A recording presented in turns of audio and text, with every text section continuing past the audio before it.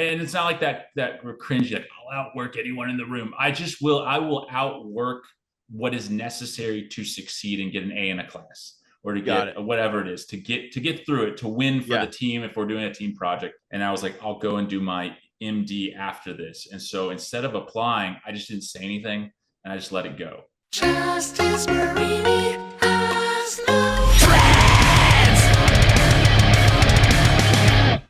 How are you? I am good. So I finally actually I this camera that I'm Yeah. recording on, Yeah.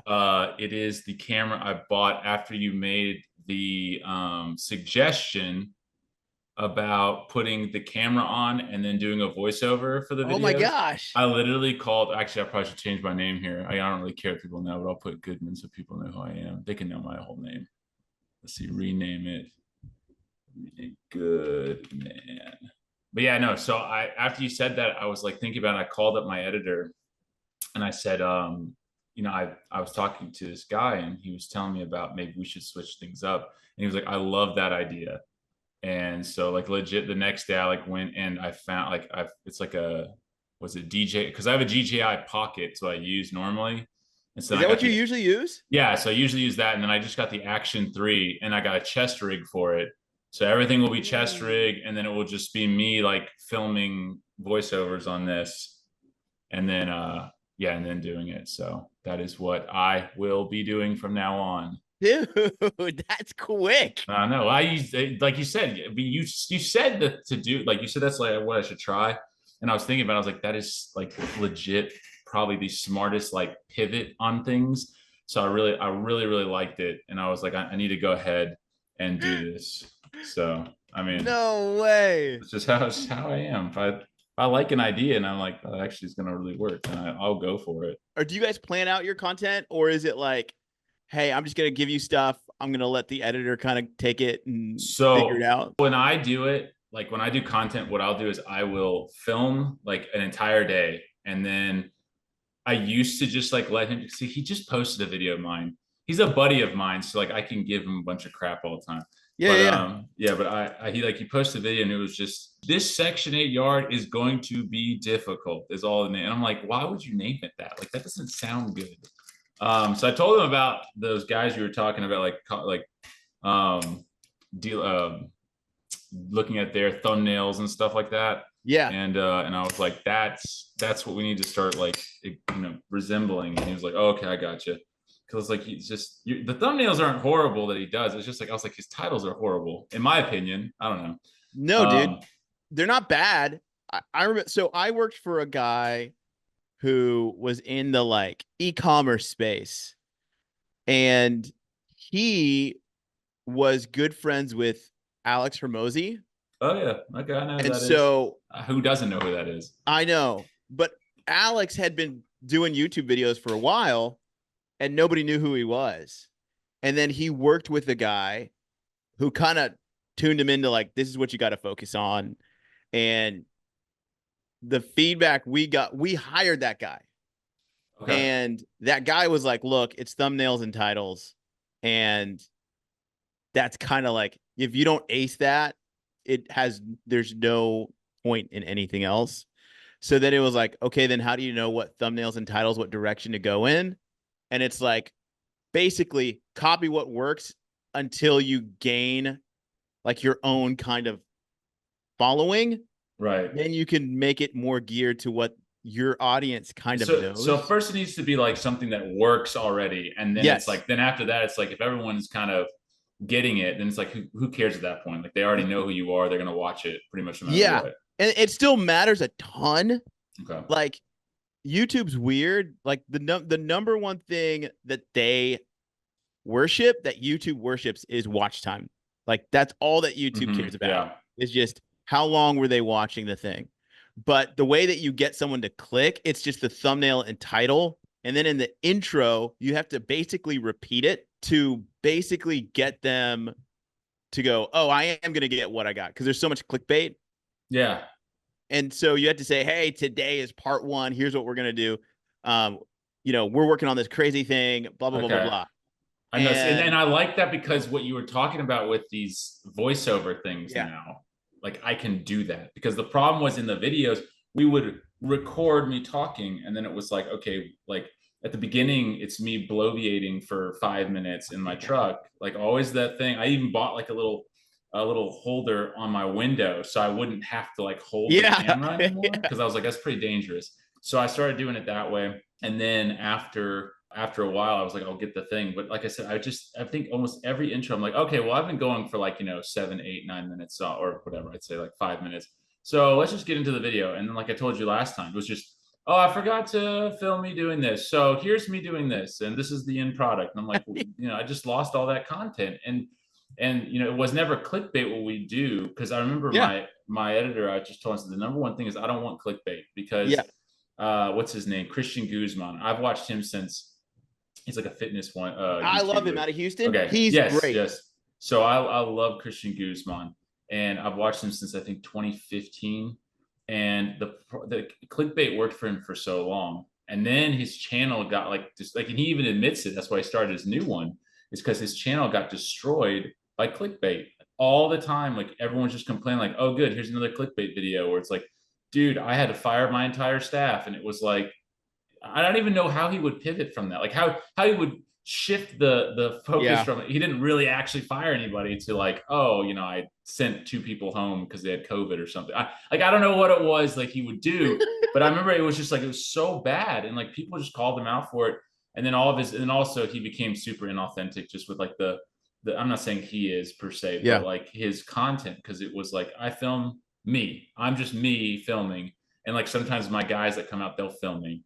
Like he would have, people, videographers, and they'd edit, and they'd have these heavy edits where it would just be like, you're watching a movie at that point, and you're no longer relatable. You're just that rich guy that has tons of money that pays for that kind of stuff. So there are some guys, the Goon Squad. I think I brought him up with you. Oh, no, you have not. But my dad is the one who my father found them and was like, you got to watch these guys. And so then he was like, he's like, because that was when he was pushing me. I was on TikTok and I was like just increasing followers.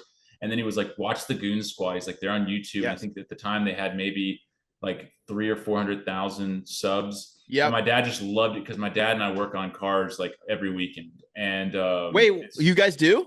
Yeah. Like my dad owns like 14 or 15 cars. And you'd be like, oh my gosh, like what's the coolest car you have? And it's like a 2000 Prius. Like, I mean, like they're like, that's like so crummy. cool to me. That's cool to me. They're crummy cars, but like I love it. So like if we have neighbors and friends, like they always hit us up. Like they'll call me and be like, hey, I have my mom's car. She's trying to sell it. It's got like, it needs a water pump, it needs a timing chain, it needs all this other stuff. Like we've done head gaskets, all kind of, like I have a big NPR box truck, like diesel. It's like was it 4.2 liter 4-cylinder, like one of those pretty good sized box trucks. Yeah. Isuzu. And I had a moving company for a while, and we bought it for that. And we thought it blew we blew the head gas. I know, dude, there's all kinds of stuff to me. It's just craziness. We got this truck, and then it just sat at my house in Southside, downtown Birmingham for a while. And then I just made an offer to the guys. I was like, I'll buy it for $1,500. And like, okay. So then I got it where I could just drive it to my parents' house, and it's like blowing white smoke the entire time down the interstate. Yeah. And so we get it there, and we put I had this huge tarp because it started raining and stuff. So this humongous tarp over us, and we're like taking the engine apart and get all the way down to it. I get everything machined. We fix the head, put a new head gasket on. So many parts of that truck. It's crazy. And then got all back together. The truck runs now. It's like my favorite. It is legit. Like people are like, go buy a Lamborghini and whatever. No, go buy an Isuzu box truck. In my personal opinion, there's nothing like it's one of the ones where like you're sitting and like the windshield's like right there, so you can see everything in front of you. Yeah. And then like you're just right up on people's butts, and then you're like, you can stop like 2 inches from their bumper and scare them. Cause like, and to me, that's like the most fun. Not particularly like almost killing people or like whatever, but I love driving. I was talking to one of the kids that works with me, and I was like, dude, there's nothing like driving this truck. He's like, why? And I was like, I don't know. Just you get this feeling. It's just, to me, that is accomplishment. Like I own this truck. Like this is my truck. It's this huge, like, like 16-foot box truck. And I just like, who has one of these? Like who owns one? Yeah. They rent it, they do whatever. I own it. And it's weird. People want a boat, or people want, whatever, like a really nice sports car. And I just like, I love that box truck. That's legit my favorite car. But yeah, anyway, going back to, yeah, my dad and I, like, we sit on Saturdays. Like this Saturday, I'm supposed to go over there. I found a lawnmower on the side of the street. So we figured out that the person, what's it called? The cable, that keeps the carburetor going, it just Yeah. had broken. So I picked it up off the side of the road, took it to his house. We found the cable online and we put it on there. So I just got to get that together and take it home. But then, like, my brother-in-law, he has like a Ram 1500 that he sold my dad, and they just redid the camshaft in it and stuff. And then there's like maybe an oil pump going out, so I got to look at that with him. Did you learn all this by being around your dad? And did your dad just grow up doing this? Like what? Yeah. Like, So my dad grew up with like nothing. Like he grew up in, like I said, I think I said last time, it was like Sacramento, like Right. really awful air. Oh, there's a moth in here. Get away. But he grew up like all over the place. But like they never had, my grandfather was a sergeant in the Air Force, so they didn't have like a ton of money. And so like he was just really good with like fixing stuff. Like he had like a Honda CB 100 or 150 or whatever, and he took, like, built the entire thing, like had to find, like, because they only had like little pamphlets, and so you just look at the owner manual and you have to figure everything out. There's no YouTube, no nothing. So he figured out all the bolts and stuff he needed, and we'd go down to a local hardware store and like try to figure out all the stuff. And he got it working, got it all running. So he's just always been handy like that. what? And then, yeah, and I know it's just weird. And so he's always willing to learn. And there's a great story. There's a place downtown called Vulcan Beverage. It's a liquor store. My Yeah. dad is like super against drinking. Yeah. I don't really know why. My grandfather's not an alcoholic, but I think my great grandfather was, or something. But anyway, he's against it because he does the stupidity of humans and women Yes, get I get too it. much. And it's My dad is I the same. Right, I understand it. So yeah, but anyway, so he would wait for everyone to leave that store, and then would like run inside, because the guy that owned it was a diesel mechanic, and my dad had a Volvo. I can't remember what the numbers and the letters and stuff, but it was one of those sedans from the 80s that was a diesel. So he'd run in there when no one was in there because he didn't want to be seen in the store, and be like, okay, I got this question about this, and this. And the guy was like, oh, okay, well, you need to blow. And I actually went in that store with my now wife when we were dating, because I was like, you know what, my dad always talks about the store. I want to just go in and see if the guy remembers my dad. And he was like, oh yeah, I know who your dad is. I told him his name and stuff. He's like, oh, I No remember way. him. He'd always walk in here when everyone would leave, and then like give a quick question and then leave, so no one would see them in the liquor store. That's So hilarious. like I said, like it's just crazy. But my dad's always been like that, and so then like just probably Did you in the say he was a past. cardiologist, or did I miss Yes, yes. So he's a cardiologist. He is the most thrift, like, all the doctors have like Porsches and stuff. This dude drives up to the hospital, and like I'm telling you, in a 2000 Prius, with like 250,000 miles on it, because it gets 43 miles to the gallon. Yeah, yeah. And he drives from here, Birmingham, to Coleman every day to do it. How far is So that? I guess I'm like doxing him. I don't know. I mean, it doesn't really matter. That's an hour drive every day, because he loves it up there. Like, he absolutely loves it. Like, it's he's a good doctor. He's a good guy. He's like literally like he is America. Like, that is my father. It's Dude, like he the sounds like American it. dream. So how old was he when he was working on cars? Like, did he go into med school the same age as most people, or was he like- Yes. So he went to med school same time as most people did. And I told you that last time. I know it's like we talked so much stuff last time, but yeah, he wanted to go somewhere that looked like Nebraska. So it was between Right. Washington and Alabama. And so Alabama is where he ended up going.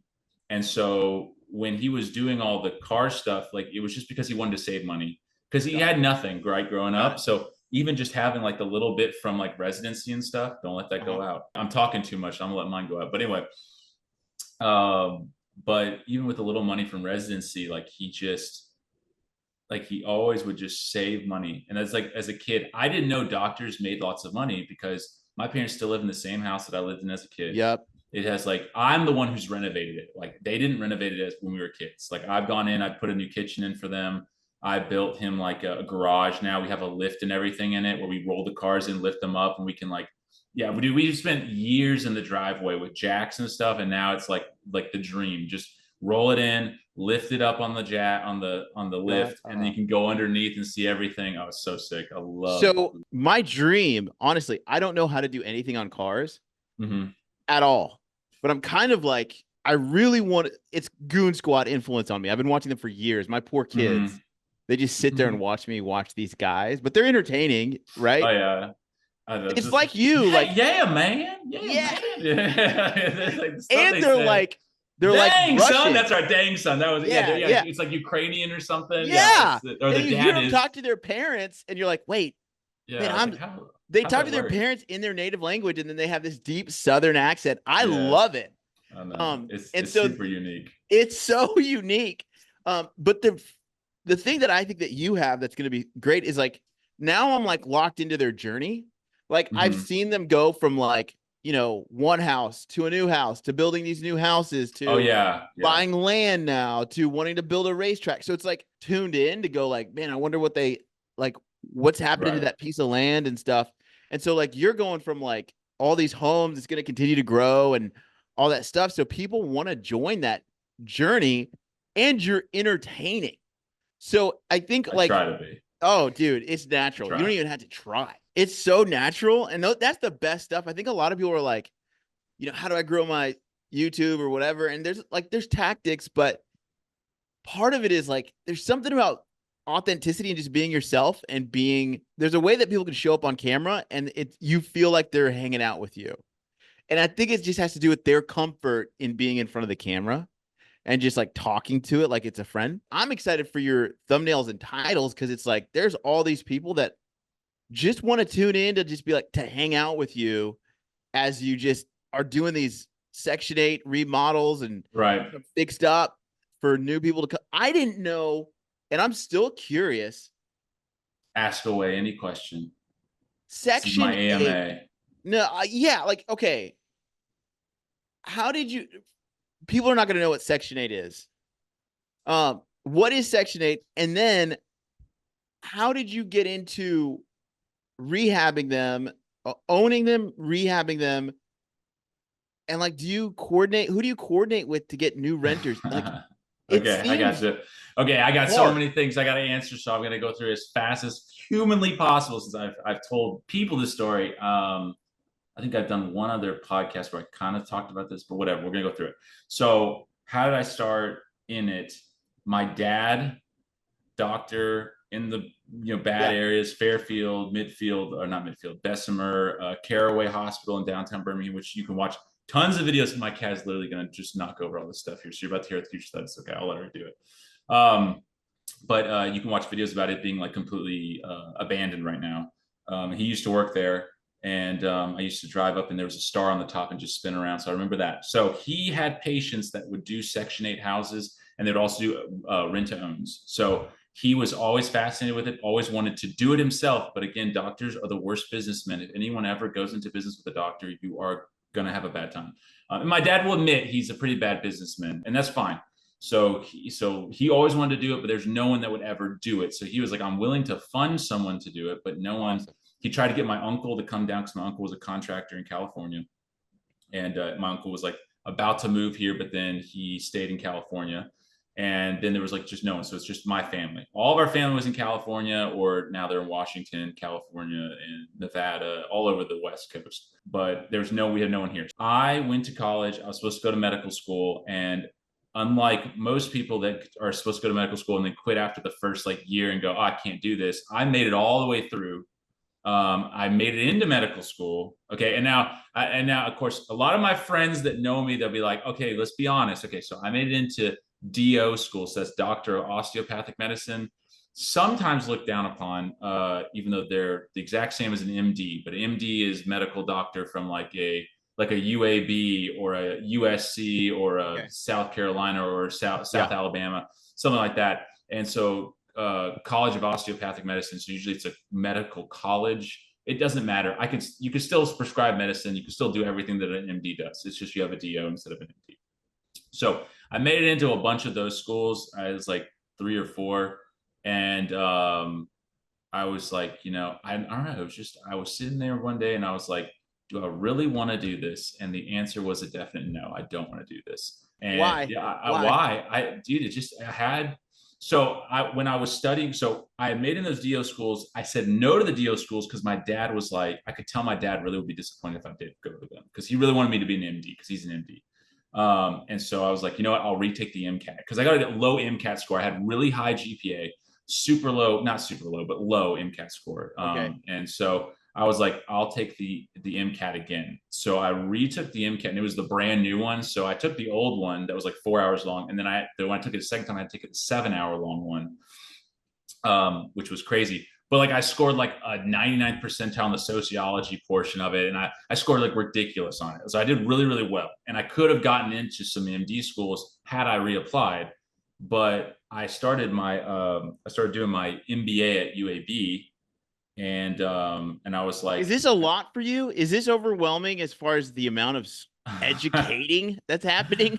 Yeah. So there, like I said, I'm not smart. I'm very stupid, but I'm very, very, very hardworking. Like I will work, and it's not like that we're cringy. Like I'll outwork anyone in the room. I will outwork what is necessary to succeed and get an A in a class, or to get whatever it is to get through it, to win for the team if we're doing a team project. Yeah.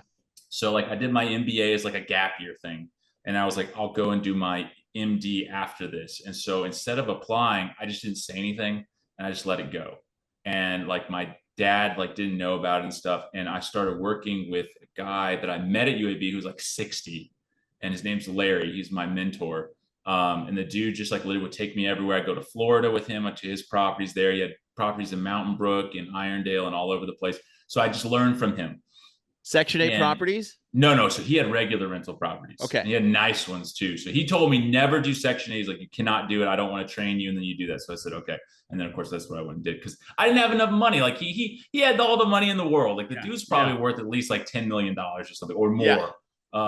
Why did he mentor you? Like, just because he said, I was in a class with him that started at 6 a.m. at UAB, and it was for, I can't remember what it was. It was like just exercise class or something, where we like learn how to lead an exercise class.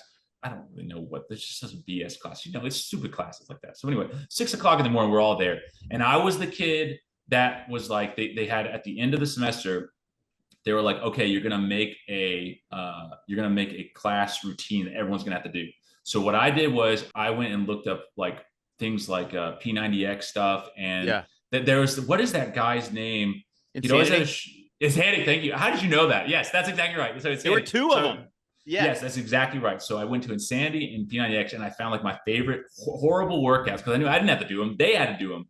So I made everyone in the class do that. And the teacher told Larry, she was like, no, I would just kind of sit out when Luke does his thing, because it's going to be ridiculous. And he just liked how like I was in it. Like my attitude was always just a positive one, like even at 6 o'clock in the morning. And so he and I would talk. He was like an MLB like scout at one time. There's all, dude, my story, like when I tell it, it sounds like I'm just like, this is like a drug trip, but it's like for real. Yeah, so, it sounds like five people's lives. It's just crazy. Like, and I always think my life is pretty normal until I start talking about it. And I'm like, it's kind of weird. But anyway, so I had pitched in high school. I wanted to be an athlete in college.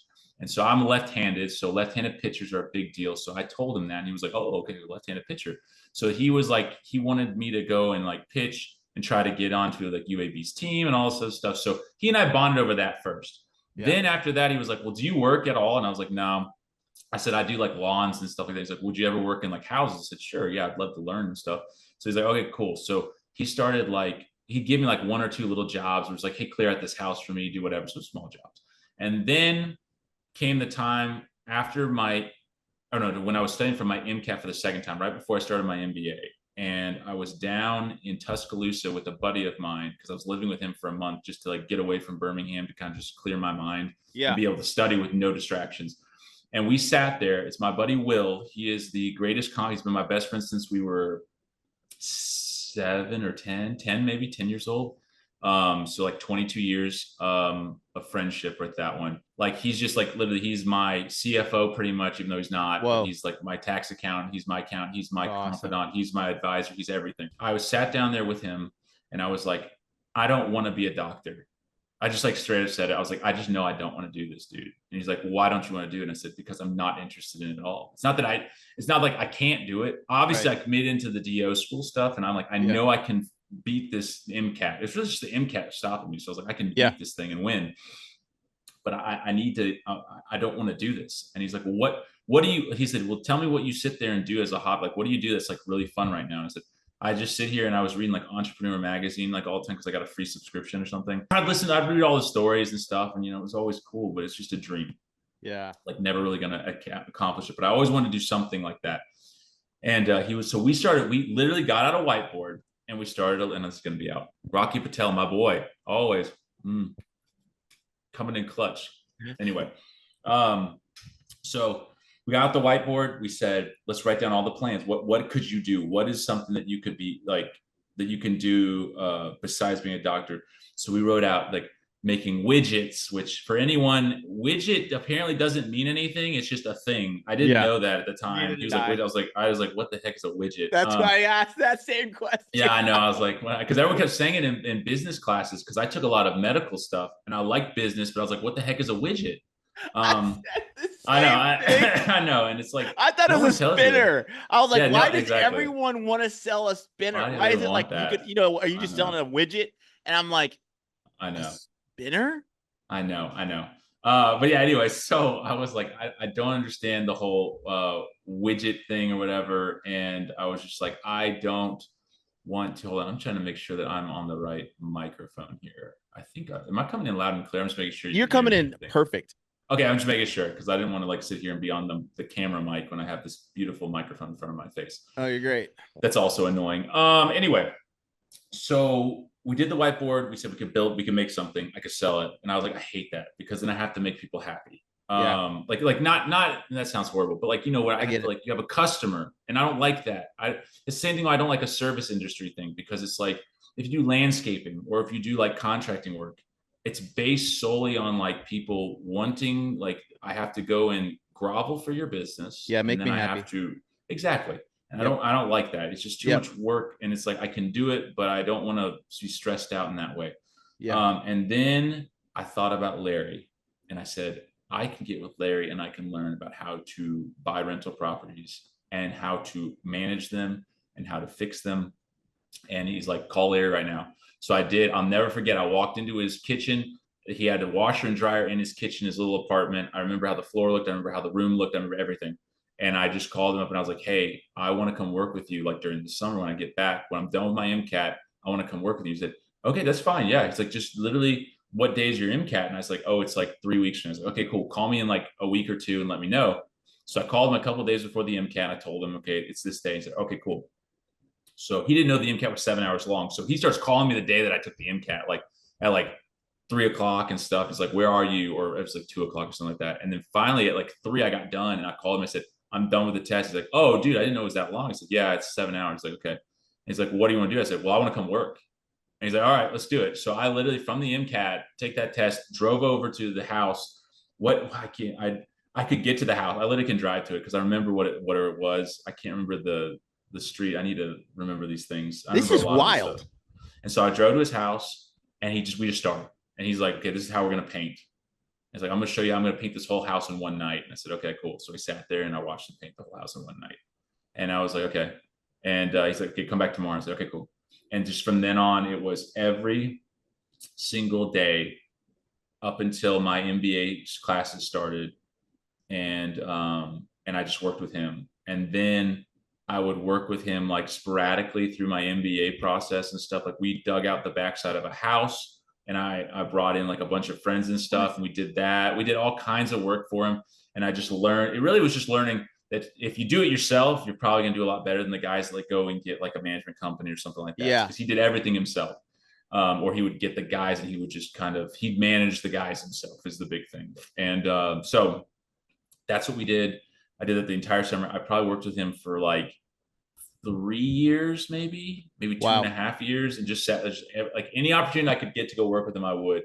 And he fired me many times, and I said, "Well, please take me back, Larry." And he did. And why? Why would he fire you? He was just fired because I didn't add to, dude. I really did. I almost lost his friendship because of my attitude. Even like later on when I had houses and stuff, but I was beginning like my career. It probably was like maybe 2 or 3 years into like owning Section 8 properties. And I went and worked with him because he called me and was like, can you come to Florida with me? And I'm going to do a full renovation on a house. I need you there for a week. And I said, sure. So I went with him and I said, let me just do this electrical box. He goes, no, we're hiring an electrician. I said, but I can do it, dude. I know what I'm doing. He's like, stop. No, don't do that. And I said, I'm just going to do it. Just shut up. And so I literally did the electrical and did fine, whatever. But again, it was his project. It was his house that he was dealing with. And I'm sitting there giving him attitude about it. And like, literally, he didn't come to my wedding. He didn't come to, he didn't come to my wedding. I didn't talk to him for like 2 or 3 years. And like COVID was like a time of just like complete, like I had like 3 or 4 people where I just called and just randomly just go, I'm sorry. Like, I'm sorry. That's all I did. And anyone who's watching this, like, I you know, whatever, you know, however many people see this video, you know, the biggest thing is just say you're sorry. Yeah. It's 2 words. That's all you have to do. And no one says it anymore. And I gained back my brother-in-law through that. I gained back one of my really good friends from college, and I gained back my mentor from that. Literally just by the 2 guys, I just texted them. It's literally just said, I'm sorry. That's it. I didn't say why. I just said, I'm sorry. And they're both in my lives again. My brother-in-law literally hangs out with me all the time. My buddy, he just got married. He's very upset because I did not go to his wedding. It wasn't because I didn't want to. I mean, I just like, there's no way I could logistically do it. And then I can call Larry still. And all that was solved by just saying, I'm sorry. So that's a big takeaway. Just say you're sorry. Even if you're not sorry, just say you're freaking sorry. And you messed up too. Like I thought the entire time they wronged me and they're the one. And I just looked at myself and said, you know, you did something too. Like they're hurt in some way. So just say you're sorry. And I'm just a pompous a-hole sometimes, and that's okay. It's not okay all the time, but that's why he didn't want to. But like I said, it's just I had attitudes, and that's why he would fire me and then hire me and then whatever. But I learned a lot through him. And then I had saved up tons of money. I had like about $18,000 as a 24-year-old or 25-year-old. And then I was like, okay, I'm going to go buy my first property. And it was a duplex. I remember I was looking at all these other properties, and I kept saying to myself and to my dad, I was like, I got to do some more research, whatever. So found a duplex, and I still own the duplex. I will not sell it. I can't sell it. It's my first one ever. And I love that house. And I remember it was perfect. And I called my dad up and I said, you know, I got to think about it. I got to do some more research. And he just finally, my dad stops me on the phone. It's like, what research do you have to do? And I was just silent on the phone. I said, okay, bye. And then I called the guy and I said, hey, I'll buy the house. And he was like, okay. So I bought it for 15 grand. We didn't have a realtor, so there's no realtor fees for him. I think closing was like, at the time was maybe like $500 or something. Oh, that's amazing. It was great. And then I put about $3,000 into the house. I sat in there for like, I think it was a month or no, it was 2 months, because I had no clue what I was doing. Everything was YouTube. I had no clue half the stuff I was doing, because I did a lot with Larry, but I didn't do like plumbing. I didn't do a lot of that. And I didn't like pay attention all the time. You know, I was just like, okay, whatever. Luke, go do this. Oh, okay, I'll do it. Oh, I don't know what you're talking about. I mean, I did it, but I can't remember how to do it. And then I get mad at people for not knowing, you know, nowadays, but yeah, of course. I remember how stupid I was too. So, but yeah, I did that house. I rented it out, and I made $450 on each side, starting off. So it was $900 total. They weren't Section 8 because I was too scared to do Section 8. I kept telling my dad, I was like, oh, I can't do it on there because it's a duplex. I don't know. I can't, whatever. Then I got a second house, and then I was like, I have to do Section 8. So I figured it out. You did $450 on each. You're speaking to me like I'm in your business, and I'm sorry. Like, no, don't apologize. I'm like, I love this because I'm learning, but I'm like, obviously it's $450 on each side, but like you said, you didn't sell it, right? People are renting it out right now as we speak. Right. So I still own it. Right. This is back in 2016. I bought it, and I rented it in 2016, and I rented each side of this duplex for $450 a month. So one side was $450, one side was $450. And now the rents there, it is, I think I get $850 on one side. And then the other side is actually Sean lives there now. So Sean is one of these kids. He's one of my tenants' kids. And in COVID, he was like 16 or 15. He just texted me randomly. He was like, hey, can I come work with you? I'm bored. I'm just sitting at home. And I didn't know who he was. I was like, sure. So the kid just comes and works with me, and he's been working with me ever since. He's been working with me for like 3 or 4 years. Wow. He just got a job as an electrician with a big company here. And so he's making bank now. I just talked to him before I got on here, seeing how everything was going. So he lives in the other side of the duplex now, because I got him out of his mom, and his family situation is a little wonky. Yeah. And I just, you know, he's like the only mentee I have I have a couple of them, but he's the biggest one where I probably had the biggest influence in his life. That's incredible. So I got him in one side. So I said, you can pay $500 a month and you're cool. Cause I said, I'm not going to, you're just starting off. I'm not going to sit here and just like, do it. And so he's the only, besides the frat house that I have in Southside, he's the only non-Section 8 person I have that rents from me. So he's non-Section 8 completely. Tell me, why was your dad so adamant about Section 8? Like, what did he see about Section 8? Rent. What is it? Guaranteed rent. That's what it was. So he always looked at it. It didn't matter if you were in the hood or if you were in, Whiteville. It didn't matter where you were. There was going to be, like, we had experiences with people that had tenants in their houses, and the tenants like filed for bankruptcy, and they're in like a beautiful neighborhood in Hoover. And it was like they sat for years in court trying to get them out. And then the people filed bankruptcy, and then they can just sit there forever. I mean, they literally sat there for, I think it was 4 years without paying any rent whatsoever. My friend's family was paying the property taxes. Oh my God. They were paying the insurance on the house with no income coming in, with people living in the house. They finally got them out. We had to go through, take all their trash out and stuff like that. And I helped. It was like a church thing. We helped them out with that. That was a long time. That was when I was a kid. God. So I remember that. So it's like, no matter where you go, I mean, people could be like, it's okay if you're in like a good neighborhood. No, it's not true. Like the professional tenants, as they're called, they'll find you, and they can be anywhere, and they know what they're doing, and they can take you out. So you got to be really careful. And don't ever, I'm weird. I don't do background checks. I don't do deposits. I don't do any of that stuff. 0 deposit, 0 background check, 0 application fee, 0, 0, 0. You just move in the house with me. And I'll get to that in a second. I know you're like, what the heck? Okay. There's all kinds of.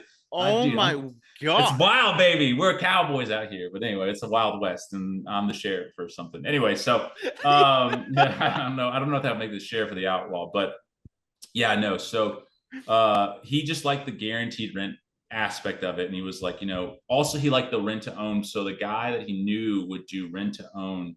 So he'd hold the mortgage. So he's the bank. And then when the person couldn't pay, if they couldn't, then he'd get the house back plus all the money that they had paid, and he gets to start over again. So he had a huge down payment that would usually pay for like the labor and most of the stuff. Then he was just making cash. He's not paying the property taxes. He's not paying the insurance. He's not paying any of that stuff. And all that stuff's required to keep the house, because he can foreclose on you if you didn't have that. If you didn't pay the property tax, or you didn't do it was all kinds of weird structured stuff. So, but my dad knew these people, and they were his patients. And so he would just talk to them. And that was who inspired him to be like, that's what we need to do. And that's what I want to do. But again, no one would do it with him. It was just like, oh, my forgotten son that you're supposed to go to medical school, and say, no, yes, of course, I will bestow upon you the Section 8 right. So my dad had 5 kids. I was the only one that was going to go to medical school. He wanted all of us to go to medical school. I was the only one that was going to do it, got in, and then I literally broke his heart and said no. And I'll never forget the text. The text message from him said, so I guess you're not going to medical school. And I said, no. And then he just texted me back, your mother is concerned. And we didn't talk about it for 3 years. Like, we talked, but we would not talk about medical school. We would not talk about school. We would not talk about anything. And finally, one day, he just looks at me and goes, if you didn't want to go to medical school, I'm happy you didn't go. And it was like, Gary Vee talks about that, like, stop living your life for your parents. Yeah. I don't think Gary Vee was around the time when I said no to medical school, or he wasn't someone I knew about, but it is true. And I'm very happy that I didn't live my dad's life, and my dad's happy I didn't either. Yeah. And my dad still loves me. The biggest thing was, I think, the 4-hour work week. I read that book, and now a lot of that book's a scam, I guess. Like, you're going to work longer than 4 hours. But the biggest thing that I got from that book, which is what you need to do when you read a book, forget about the whole aspect of the entire book. The biggest thing I got from it was that he said, write down what it is that you're going to do, and then write a column of what is the worst thing that could happen. Yeah. And so he said, so you say to your parents, I don't want to do something. What's the worst that can happen? They don't talk to you forever. Do you really think that your parents are never going to talk to you again because of this? The answer is like, no. It's just no, pretty much, flat out no. Yeah. And once I read that, I was like, you're right. And it was like, I was still scared to tell him. Yeah. But at the end of the day, I finally did. And it was in that weird, awkward way. And then when we talked about it, it was cool. And my dad still loves me. Yeah. And my mom always was supportive of me. My mom was like she's like the atypical mom where it's like, oh, don't worry about it. It's okay. Life's good. I'm always here for you. But like dad, I was just scared. I was always scared of disappointing him. I still am Yeah. to this day. I do so much of the stuff I do still, like, I talk about like, you don't live for your parents. I still like live a lot of my life to make sure that my dad like looks at his son and is like, I am proud that that's my son. Yeah. Like a lot of the stuff I do. So when my back hurts and there's jobs that need to be done, I go do them because I'm like, I just want him to be happy with me. I don't want him to disappoint him. And I don't want him to look at me or my brother's the same way. It's like, we don't want to disappoint our dad and we love our dad and stuff. But that was a big reason why he got it. He wanted to get in section, which is guaranteed rent. And that it was also low level, like low barrier of entry. Like you could use cash to get so many houses. And that was a big thing. So like, I mean, you're talking a 24-year-old that just saved money, was able to buy a house out there, duplex, no less, and put 3,000 into it and make it where it was rentable. And then after my dad saw that, he was like, okay, I'm going to help you. So he helped me with the next like 10 houses of buying them for me. And then I would fix them. So all of it was sweat equity on me. I never sit here and go, I'm self-made. No, my dad and my mom, they're the ones that made me. I use their money. I'm not like shying away from that. And people don't need to shy away from that. Like everyone gets help. I think Obama said that one time. I mean, I know everyone got really, I'm not a huge Obama fan, but people got really pissed at him when he was like, you didn't build that. No, but he's right. The sentiment is right. Like I didn't build everything I have. Like my parents were there. Someone helped you. I think that's what he said. You didn't build it. Someone helped you. No, you're right. Someone did. Someone helped. My parents were there. My parents gave me money. They believed in me and I didn't let them down. And that was the big thing. So like it's one of those things where, yes, it's not just me. Goodman didn't just do all this. Like there is people in the background. My wife is a big supporter. Awesome. My brother is my friend Will, like he was always there, free of charge, giving me advice, figuring out stuff, how this financial stuff's going to work. So there was a huge structure around me that built what it is today. And so like after that first one, we moved on and they invested in the rest of them up to about 10. We're at I've probably owned around 30 something properties, sold off a bunch of them to like get new ones. It just depended. If it was like a tenant I really didn't like, and they were just like, I just I didn't want to kick them out of the house. That was the big thing, is I'm too much of a softie. I don't want to kick a tenant out of the house. I really don't. And so like, if they don't want to like do what I ask, which is usually like move or like move you to, like I have like Sean's mom, like doesn't want to move from her house, but I'm like, you have to move because Section 8 won't increase your rent because they're behind on everything. So I need to move you so they increase it. She refused and refused and refused. And I'm like, okay, well, then I have to kick you out of the house. Like I have to put my foot down and kick you out because I'm not getting enough rent to support the property tax and the insurance. Yeah. And still make, a living on it. I mean, I'm still making a living. I'm not going to lie about that, but it's like, the margin that I'm used to on it so I can go buy more houses is just not there. I was like, so you have to get out. And so she's mad at me. Sean understands. Yeah. His mom sometimes goes real crazy on me and stuff. She's all over the place. It's really interesting. But like I have to do those kind of things and I hate doing that. So I've had one where I've literally sold. I love her house. That's why I can't sell it. I like her house was one that I bought and I love it. I have to keep that one. But I have another house where I have a tenant that wouldn't move. So I said, I'm going to sell the house with you in it. Is that okay? Yes, that's fine. Okay. We're going to put you on that. We're actually putting on the market this week to sell it with her in it because she won't move. So like, that's my problem is I'm a softie where I can't just like maliciously kick you out. And usually when I kick people out, I pay them to get out. Like I'll be like, we're not going to do an eviction. We're not going to do any of that stuff. I'll give you X amount of dollars. You leave. And like, I just hand you cash, the cash for keys kind of option. I've never evicted someone. I never will. Hopefully, I guess if they don't accept my money, I will. But I mean, really at some point, like my time is worth so much more than whatever it is. So I'm just going to pay you like to get out of my house so I can move on with life. So is Section 8 where the government basically says we'll pay a certain amount of rent for this and they only have to cover a certain amount? Or is it like Section 8 will pay? It depends. So if like on their income level. So sometimes Section 8 will pay the whole entire amount. I have lots of tenants that their entire amount's paid for by the government. And then I have maybe like 2 or 3 that are like, I have to go and, pull teeth and get cash from them every month. And it is hard to get money from them and, whatever. But again, I'm a softie on it where I can't pay you to the 15th.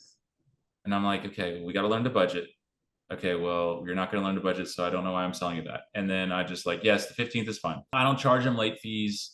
I'm sure that if there was ever a court filing and I tried to evict someone, they'd be like, well, you never charged them late fees, so you can't Yeah. get the late. And I'm like, yeah, because again, I'm just too big of a softie. I'm not, it's funny, I'm not built for this business, but for some reason it's worked. I don't know. But I think a lot of it comes to like a lot of my tenants, like I know their kids, I know them. I will talk to them normally, and they're not talking to a corporate person. They're talking to me. I own the house. I own your house that you live in. I work on your house that you live in. I am the face that you see. I'm the person you talk to on the phone.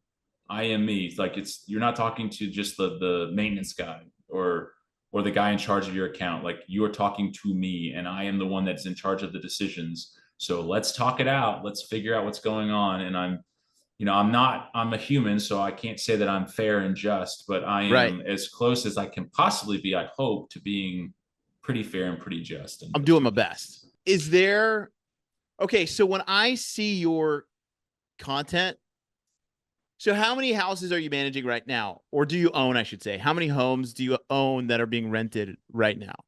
So it's I want to say it's 22. I think it's 21 now. Okay. I forgot to count. I think I just sell. I have. Oh, well, I guess no. We're not talking about flips. No. Because I still have. I just have 2 flips that are sitting there, and then I have 21 or 20 properties that I'm renting currently. One is I'm renting to a fraternity, in downtown, and that goes this UAB fraternity, and then I have 19 or 20 Section 8 properties, and that's what I got. And then I have like one property that's a empty lot in Center Point or Trustville or something that has been sitting there for like 5 years, and I probably should go.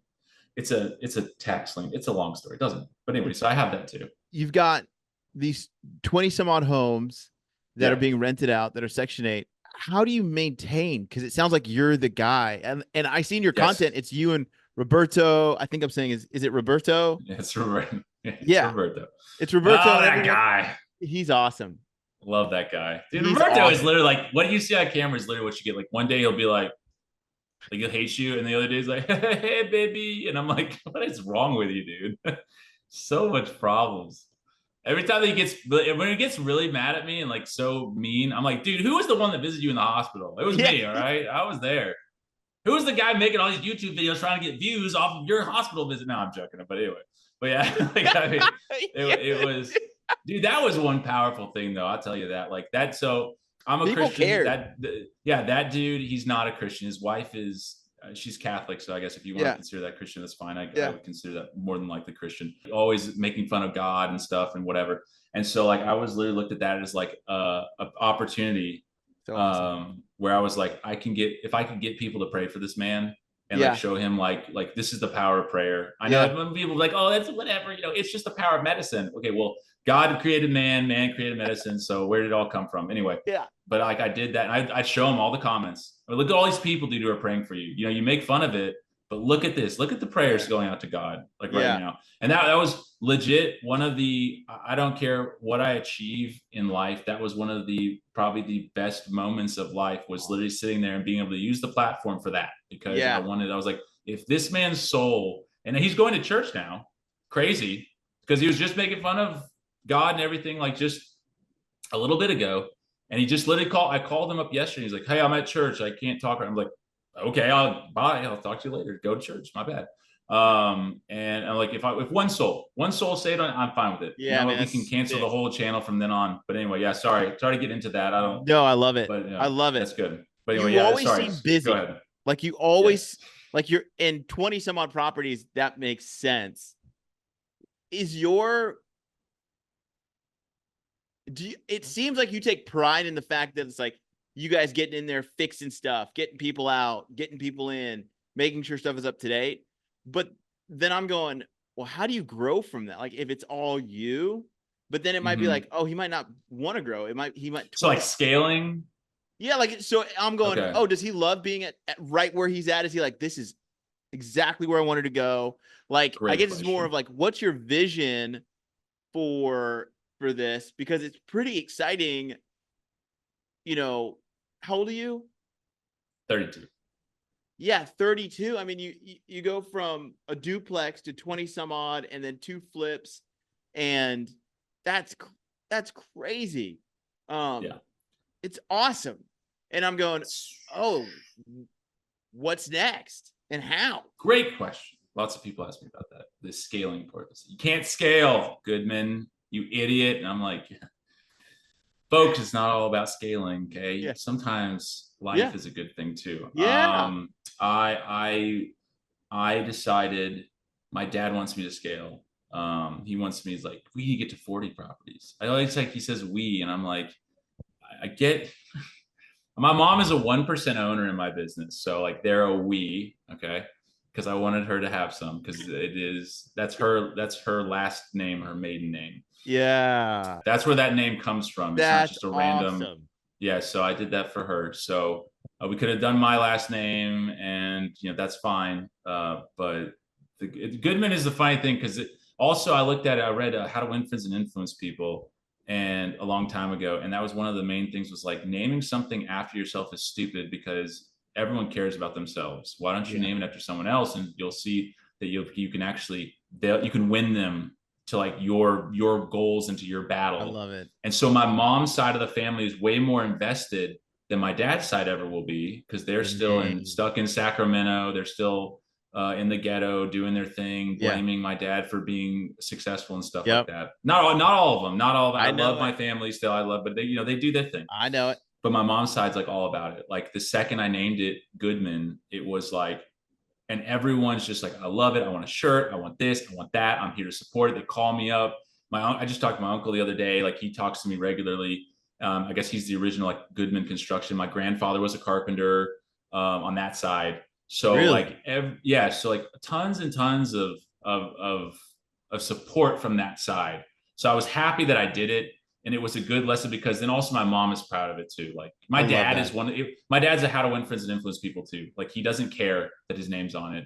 I just was like, I swallowed it, and I was like, I don't really need to care that my name's on it either. Like I'd rather have people that were like, look at our name, it's there, like it's out there, and people watch. This is Goodman, and it's like, my cousins follow me and stuff, and one of my cousins now is an investor on the flip properties because she watches my content. What? So she loves it. Yeah, so she loves the content, and so she started watching it, and so her and her husband, they gotten into it, and we just sold one of their flips. Thank God. She's Louise. That was a disaster, but we got out. Everyone got money. Everyone's happy. Hey, money's made. But yeah, no. Sorry, I'm trying. I go off on these rabbit trails. But the scaling part, that's what we were talking about. I think. Like, do you want to? I don't think everything needs to scale always. Like and so I'm just looking at how busy you are, but it seems like you've been aggressively growing. And so I'm kind of going like, oh, are you still trying to, or are you like, this is great? And what are your plans? I don't care about scaling. I really don't. I think that me by myself, we could probably go up to 40 properties and be done. And that would, there'd be no more, they're just there. I wouldn't buy any more of that, because I couldn't be able to control all of it by myself. I think I can go up to 40, because 20 I've got under control and everything is good on that end. If I went further than 40, I wouldn't be able to do it. I had to hire people, and I don't want to do that. I don't want to make a big, there's a guy, Tom Cruise. He bullies me all the time on TikTok, or he used to. Now he doesn't. He just ignores me. What's his name? Like Tom Cruise. Yeah, Tom Cruise, Cruz. So he's from North Carolina. Dude makes great money. Like I never fault him on his tactics. Like he still sells courses, which I completely disagree. We talked about that last time. Yeah. But again, you talked about it. Like if there's actually something to give, then people will ask you for the courses, but you're making it. So I don't fault him on all that stuff. I don't fault him on what he's doing. But like when I show that, like, hey, you don't have to be everything that you see on TikTok, on Instagram, on anything is, I bought this one bit, now I'm worth $10 million, or I'm worth $100 million. And like, I am not worth $10 million. Okay. Yeah. I'm not. And that's fine. And I probably will never be worth $10 million. And I'm okay with that. I live a great life. I have cars that are paid off. I have a house that's paid off. I have not land. I mean, I have land, whatever. I have 3/4 of an acre. Wow. Okay. Anyway, but I got this. I have a family. I have kids. My kids know who I am. Yeah. They don't go, who's that at the door? They know it's me. And even to an annoying portion, but it's not annoying. It's kids. And I have a lot of people that like him. He always constantly like, you need to have like, you can get thousands of these properties and blah blah blah. And it's like, you don't have to do that. And I think I have a No. video about that where I was like, I preach like, you can do one at a time. You can do one, then you can do your second. Like you can have 10 I tell people all the time, you can have 5 of these properties or 10 of these properties. You can manage them yourself and you have your retirement.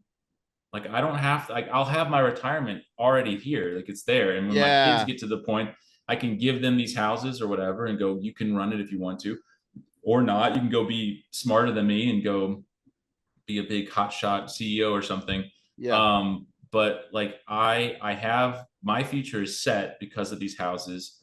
I'm not over leveraged. I have zero debt on all of my houses. I do not owe one penny on any of the houses that we owe. And you remember, parents helped me with the first 10, but we bought it all in cash. Everything was cash. There is no debt. There is zero, zero, zero, zero debt. There's no debt whatsoever in my life. What? I have no debt. No, I don't. I have no That debt. Everything is completely cash. incredible. So again, I go back to parents help me with the first part. Like they're the only reason why I'm here and I have no debt is because of them. If not, I would have had to go get loans or whatever. But Yeah. my mindset is I'll pay off those loans. That's my whole thing. So even like I've talked about parents about, I was like, I will pay you back. But I think now because of how long we've been doing it, my basis and I know it's all tax and weird stuff, but like my basis in the company, I will over and exceed the amount of what they've loaned me and what pretty much instead of it being a loan, it's what their equity is in my company, in Yeah. our company. Yeah. So like now I'll own or I'll have more of my money in the company than they do, which is great. But I've told them I will literally sell houses off to pay you guys back if you want that, and then continue on and continue forward, like getting more if you want that, which they don't. My dad is like completely against it. He's like, this is our family thing. If something goes wrong with the people, like you're there, you can help them with it. You can be the bridge between, Wow. whatever needs to happen and stuff like that. So no. So again, I didn't make it this way by myself. I had the parents, I had the Wow. daddy's money, all daddy's money. Anyway, but yeah, but after that, it was still I bought everything in cash. If I go and I'm going to go buy a house, it's all in cash. It's never and debt. The only thing I would say you could consider debt is I get investors to come in on the flips. So I Sure. get investors. And it's friends and family. And what they'll do is I'll buy the house in my name. They'll give me the cash to buy the house. And then once I fix it up with my money, we sell it. 25% of the profit goes to them plus their money back every single time. I don't keep the money. I don't do any of that stuff. It goes right back to them because, I watched the Bernie Madoff Netflix special and stuff like that. And I worry about that. I was like, I don't want you guys to look at me as a scammer. I mean, everyone in their mother for some reason ends up being a scammer. Yeah. I feel horrible every time that a deal like takes too long or whatever. I work hard to make sure that the deals like work out and are fixed and whatever. But yeah, but that's me. But like I said, scaling involves debt. And I'm okay with that. I know I'm an MBA, so I know how to finance things. But I know that financing would what we'd have to do to scale it, and we could. Like I could go get a probably over $1 million loan or close to $1 million loan just with the houses we have to get more houses, and that's possible. But I just don't want to do that. I look at people that do that as like I see them and they're like, oh, I just sign papers all day. First off, I get bored. I get really bored all the time. I like to work. I like to go out and work. I like to be involved in it. I like to see what is going on and then be able to make the decision of what needs to be done. And really and truly comes down to wife and kids. I do not want to be when I die. I don't want my kids to go up there and go, "Oh, my dad was a great dad," blah blah blah, because they're just saying it. I want them to look and be like, "This guy was at home, at 2:00 in the afternoon, and he took me to my baseball game, and he was there to take me to go to Costco to get groceries," which is weird that I would say that, but you know what? I don't remember other people's dads doing it. I know there's a lot of dads that do that. I'm not saying I'm the only one, but it's like I make a decision where could I work harder? Yes. Could I make more money? Yes. And it's like at the detriment of my children? Absolutely not. And I have to go like a third on the way. My plan is to have 5 kids at minimum. I want 7, 8, 9, 10. I'd have 1,000 children if God would let me. Same. If my wife would let me, right? If my wife would let me. I know, dude. If people always go, "Oh, well, you have 5 kids," and I go back to the Casino, the movie. Where he's sitting there and the guy, he goes, "Wow, 7 kids. That's crazy." He goes, "Oh, don't worry. It was my pleasure." And I was like, I always remember that. Like, that's like how I feel all the time. Don't trust me. I'm okay. It was my pleasure. But I want 5 kids minimum. I grew up with 5, and it was like, there you go. I'll let you recover from that one. But yeah, I grew up with 5, with 4, with a brother and 3 sisters, and so I like it. We're like a little village on our own. Yeah, So I dude. told my wife, I was like, I just want tons and tons of kids where they can like Yeah. they have each other all the time. When they're older, they have each other. When I'm gone, they have each other. Yeah. Like it's not like one kid by himself or 2 kids. It's Yeah. like you have everybody. You have tons of people to talk to hang out with. I hang out with my brothers and sisters all the time. 2 of my Oh. sisters live a little bit away, but they come down and we all hang out, and it's the Oh. best. And so yeah. So scaling, short answer is no, I don't want to scale. I'll probably get a little bit bigger than I am right now. Maybe I'll shift into something else. You know, my accountant, my buddy Will, he wants me to go into like industrial, what's it called? Industrial parks and stuff like that. Yeah, I know it's weird. He wants me to do that. I was like, yeah, I don't know, because I'm a Section 8 person. It's just, I just like it. It's like, it's what I know now. It's like, it's my favorite thing. Industrial I love parks? talking to, yeah, industrial park, because it's like a safe bet, you know. Safe, come on, safe. But yeah, it's just good money apparently, and you know, you can buy land, you build the stuff, long-term leases, lots of money. I don't know. I'll look into it, I suppose, but I just I like, because like talking here like with you, like these are like my favorite things, because Yeah. I like talking about this, where it's like I have something that's just, Section 8 is an interesting thing that not a lot of people know about, or they see on TikTok or whatever, and they're like, what the heck is that? And it's like, and it's like, to me, anyone can do what I do. They really can. You can save up money, you can buy a house. And I know like California, New York, okay, that's a little different, right? I can't Right. vouch for that, Right. but I can vouch for people in other places. They can do that. It's possible. And you can do one, and you can get you 3 or 4 or 5, and then you can literally sit on those houses, and those houses will make you money. Like this is actually a cash flow thing, but it's Yeah. not passive at all. Don't No. listen to the passive stuff that doesn't exist. So yeah. Anyway, back to scaling. No, I'm not scaling. I will stay small. I'll be by myself. Love this. I got my crew of people that I do stuff for. And like I said, my life is fun. Like today, I was home all day, I want to say. Okay, because I wanted to be at home. I didn't really have a whole lot to do. I mowed my lawn and I hung out with my kids. And Roberta came by and got money. And then I talked about tomorrow we're gonna go do some stuff over at one of the houses that we're working on. And that was it. And I like the freedom. That's it. The freedom, really, if you scale, you're going to have a lot more people to talk to, a lot more things to answer for. And I just like being free to just be like, I'm going to take today off, or I'm going to work all day, or I'm going to come home at this time and eat lunch, or I'm going to do whatever. That's, to me, is the biggest thing that I didn't think I wanted at first. I didn't really care. I just want to work my butt off. I want to be working all the time. Yeah. Yeah. But I like sitting there and just being like, Dude, it's awesome. my son crawls on top of me, and I'm like, oh, I'm here. I'm It's here experiencing awesome. this. Yeah. Yeah. So to me, that's, Okay. I want to honor our time here. well, it's So- only your time you're honoring. I'll sit here all night, baby. Dude, this is I won't Okay. make you. I won't make you though. I'll come on another time. So you don't think I'll sit here? We'll talk all the time. I need to talk to you about what you do, because you know, I went and watched some of your stuff, and you're talking to all these people, and I never even like had a time like that, because you were talking about, and just now you're talking about like Andrew Hermosi and that guy, and he came and worked with you guys, and you're giving me all this social media advice that's going to be implemented here soon.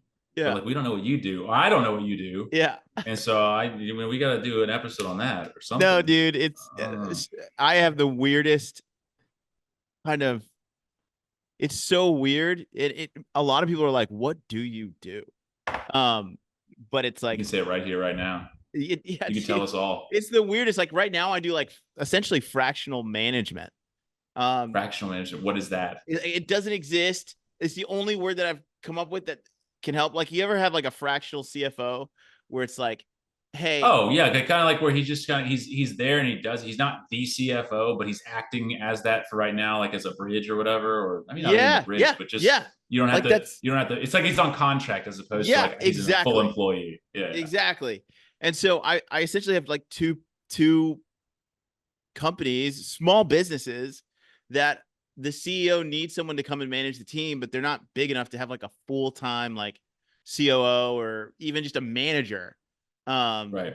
But he needs structure and order so he can go out and go get business. And so I've got 2 of them right now that I do that for, but a lot of where I was before, I spent a lot of time in the e-commerce marketing world, like direct Okay. response marketing. I spent a Yeah. lot of time managing communities in that world. And so that's how I ended up around these people. It's like not what I do. I'm not like I really love marketing, but I don't offer anything around it. Like I don't do any kind of like stuff. I just really enjoy it Which because is probably what makes you good at it, because people that dude, just enjoy it and do it, you know. I love it. And I do management, but then I love marketing. It's weird. Yeah. But it's a because marketing is just human psychology. And so I was a pastor before this, and then I did Oh, coaching. pastor, man. Yeah. Man, I would be talking about Jesus more often if I knew that. Okay. Oh Never yeah, mind, my dude. I was bad. like listening to you. I was like, this is great, man. Awesome. Come on. Okay, good. Um, and so then I was a life coach and all that stuff. And so Okay.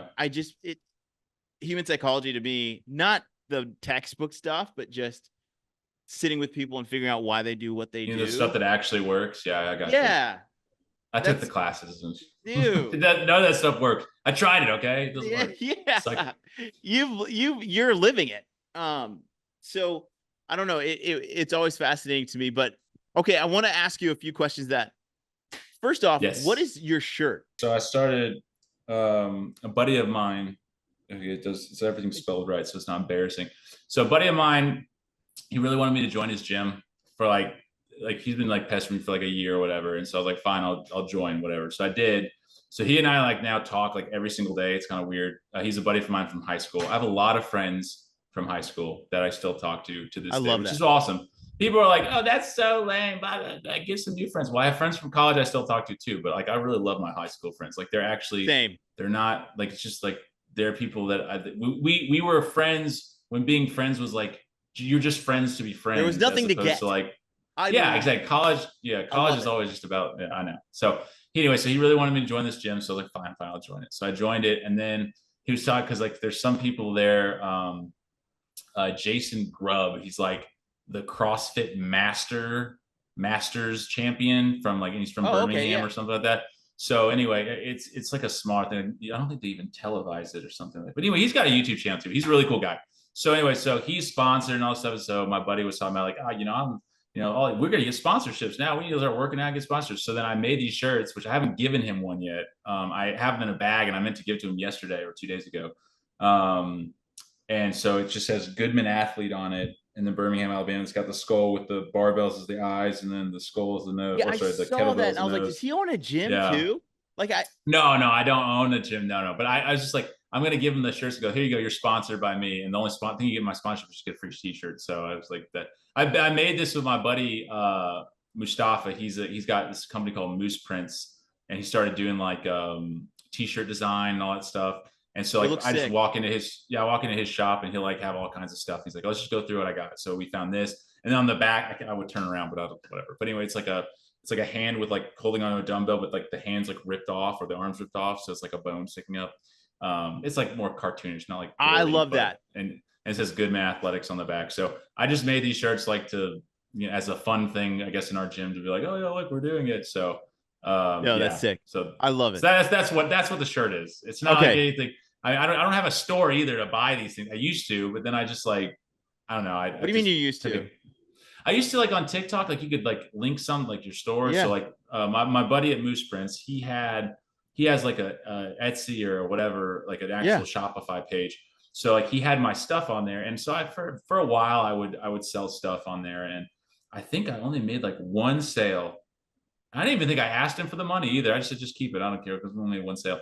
I gave away shirts for a while. It was like my face with the yelling the Section 8 on it. So I have those. I got one for my little daughter, so she wears it. She calls it daddy shirt. So every time she'll point at it and like talk about it. But I used to sell shirts in there. But like I said, I just didn't. I was like, I'll just put them on there. I'm not gonna like promote it like all the time. Be like, oh my god, buy my shirts, please. Buy my shirts. So like I said, I just try to make shirts like fun. Like they're just my shirts. And so I wear them, and like I like to look at the different designs and be like, oh, let's make a new shirt. Let's do this shirt. And then like I'll have friends that are like, dude, you're fun, man. You're Thanks, so bud. much fun. Is there for you, not talking scale, but is there Mm, something in your mind that you're like, man, I would love to freaking do that? I can't right now. You know, kids are young. I want to invest in my kids. I have a life right now that is really good. And I'm not trying to be busy for busy sake. But, you know, in the back of my mind, I'm like, man, it would be awesome to be able to do this or build this or have this kind of an impact. okay, so two things actually that do come to mind. Number one, there is a building in downtown Birmingham that is, I want to say it's blue and white, but everyone tells me it's black. I guess I'm colorblind. I don't know. Anyway, so it's in the skyline. It used to be, I think, Bell South, which is the old Yeah, I remember company Bell here. South, Okay, so Bell South used to own it. AT&T. I think, yeah, and so then I think AT&T bought it, and then AT&T they owned the tower for a while, but they have another tower in the skyline, our skyline of like 5 skyscrapers. They're like 30 feet or 30 stories tall. They're like, minuscule to any other real city. So anyway, the that building, I used to walk up to it when I lived downtown. I just look up at it and I was like, one day I really want to buy this building and Yeah. I want it to say Goodman on it, Yeah. like on the across the top. And I think I said that'd just be the That's testament to so me. But the cool. problem is my wife won't move there. She won't live there. Yeah. Even though I said if I have a 3-story or triplex penthouse at the top, you won't live. No, I won't do it. I was like, if I put like a bar and a whatever of, I don't know, she doesn't care about the drinking stuff. So it's like, it didn't really matter. I was like, if I put like a fun thing up at the top, no, won't do. So I'm like, all right, well, it doesn't really make much sense to like live there because of, whatever. But like that is like a wild dream that like if like I decided to do something like to scale and to get bigger and bigger, because I think they're renovating it right now. You're Some going to be group out of so Atlanta bought it. successful. I am just like, I'm hearing you and I'm like, yeah, I've met guys like you and they end up being successful. It's so interesting because you can see it and you're not worried about how it's going to happen, Mhm. but you can see it and you're like at Yeah. peace and you're content. And those guys, it ends up working out for them. And there's different definitions of success, but I can just tell as you've been Right. talking today, I'm just like, he's going to be really successful. And I it's had, it was one crazy. of those things like from like when I was in high school, I think it was mostly the medical school thing because I was always like, I'm gonna be a doctor since I was like a kid. And Yeah. then everyone in high school was like, Luke is gonna be a doctor. He's gonna be successful. And it was a Yeah. lot of pressure on me Yeah. for so long. And me being here right now was not for sure. It Yeah. never was. I mean, it was in God's Yeah. plan, obviously. Yeah. He Yeah. had it Yeah. ordained since the beginning. We can all agree on Yeah. that. But in Yeah. our human perspective, none of this was for sure. So I sit right now as gratitude, best word I can come up with, Yeah. for just the parents, for Yeah. the brothers and sisters, for the friends, for everything to get Yes. to this point. And would I say that I'm successful in my mind? I just look at my kids, my family, Massive. and I would say that I have reached a success Yes. point. I would say, and I would say I'll never be successful in what I envision. I guess what people want me to be, and No. everyone else would look at me and go, "No, Luke did it. He did it. He did it. He made it. Whatever." But I will never look at it and go, "No, I did it. I made it. Whatever it was." No. There's always something that out there that I can get to and whatever. And when I looked at that building, it wasn't always I got this or No. like calm. It No. was like I'd look at it just how tall it was and how small I am, and I'm like, can I? And that was at the Yes. beginning, like when I really wasn't like Goodman stuff was not always like it is now. Like it is now. Right. It's calmer now. Like I have everything just. I know what I'm Dialed. doing most of the time. Yeah, exactly. Yeah. It was never. It wasn't always like that. It was horrible. There was. I literally talked to my wife. I think it was a week or two ago, and I looked at her in the car. We were going to church, and I just looked at her and I said, I wanted to like start crying because I was like, Yeah. if I could go back and tell 24-year-old Luke, or better yet, like 21, 22-year-old Luke, who's just going through hell, man. It was just Yeah. like so much stuff, like girlfriends or whatever, or like Yeah. school, or like I'm nervous about like what I'm gonna do after this whole thing in college and stuff like that. And I was worried, and I said, if I could just go and tell him, like, and just, I could show him what was Yeah. going on. It's like, I think in Malachi, I'm just going to go, we're going to go biblical here. I Go. want to say, no, it's Habakkuk. It's Habakkuk. And it says, God is talking to Habakkuk and he's like, if I told you what was going to happen, you would never believe it. Even if I told you that I ordained this to happen, you would not believe it. And it's the same thing. Yeah. And I was sitting in that car, like, obviously when he's talking about to Habakkuk, it's very different from what I would be talking about to Luke, but we understand the analogy here. Yeah. And it was just, I looked at her and I was like, I remember how bad I felt, how depressed I felt, how sad. I was like, I'm never going to be able to do this. Yeah. And to sit here in a car with my 2 kids in the back, with a 3rd kid on the way, with my beautiful wife, driving to church from our home that we live in, and we own, and with a business where I have it under control, I was like, I would never dream. Yeah. So to 24-year-old Luke, 22-year-old Luke, 18-year-old Luke, all the stressed Lukes through the past, this is success. We officially made it. We really did. But now you have 32-year-old Luke who looks at it and goes, like, he understands that. He has the self-awareness to understand that. Yeah. And now it's like, now we're going to move forward to whatever it is. And like I said, I say no scaling, and that's not my plan to do that. Yeah. I mean, if something comes about where it's like, where I look at it and it makes sense, I'm always into financial sense. So that would be the one thing, like I said, looking at that building, I know they're renovating it. I drive by it all the time and I see it in the skyline. I stare at it and I just like go, man, GOODMA. And I think I can fit that on the building. I think with the nice lights and everything like that. And so I do look, that's one big thing. Another big thing is, and I've been wanting to do this and I really just need to pull the trigger on it, is I've really wanted to do kind of like a dinner for all of my tenants. As crazy as that freaking sounds. I love it. Because everyone they'd be like, oh, that's so ratchet. Those people, they're gonna be like, there's people, dude. I pull the trigger on that, dude.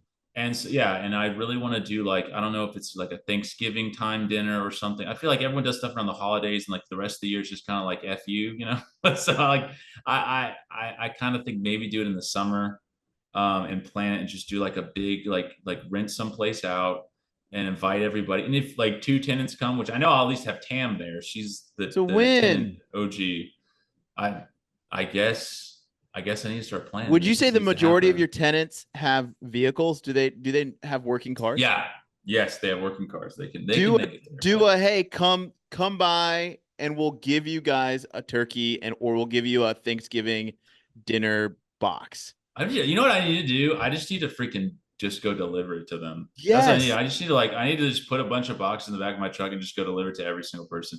Just what needs to happen. That's it. That will happen. So we'll do that I pledge. I pledge I'll do that this Thanksgiving or I like Christmas better. So I'm gonna do it for Christmas. We'll do it in between because that's always hard because they're always trying to buy the gifts and they're always like short on something.